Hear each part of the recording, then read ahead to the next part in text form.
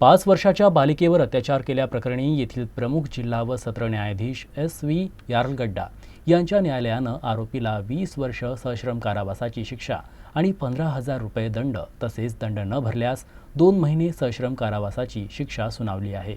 रोशन मारोटकर असे शिक्षा झालेल्या आरोपीचं नाव आहे। दाखल दोषारोपपत्रानुसार 5 वर्षीय बालिका आणि तिचा मित्र घराबाहेर खेळत होते। रोशन मारोटकर याने हरभऱ्याचं आमिष दाखवून दोघांना घरात बोलवलं। त्यानंतर मुलीसोबत खेळणाऱ्या लहान मुलाला बाहेर पाठवलं आणि मुलीवर जबरीने लैंगिक अत्याचार केला। त्यानंतर मुलीने घडलेला सर्व प्रकार आईला सांगितला। पोलिसांनी बाललैंगिक अत्याचार प्रतिबंधक कायद्यान्वये गुन्हा नोंदवून रोशनला अटक केली। तसेच तपास अधिकारी यांनी तपास पूर्ण करून दोषारोपपत्र न्यायालयात दाखल केलं। या प्रकरणात न्यायालयाने आरोपी रोशन मारोटकरला 20 वर्षाचा सश्रम कारावास आणि 15,000 रुपये दंड तसेच दंड न भरल्यास 2 महिने सश्रम कारावासाची शिक्षा सुनावली। तसेच दंडाची रक्कम साक्षीदार व पीडितेच्या आईला देण्यात यावी असे आदेश देण्यात आले।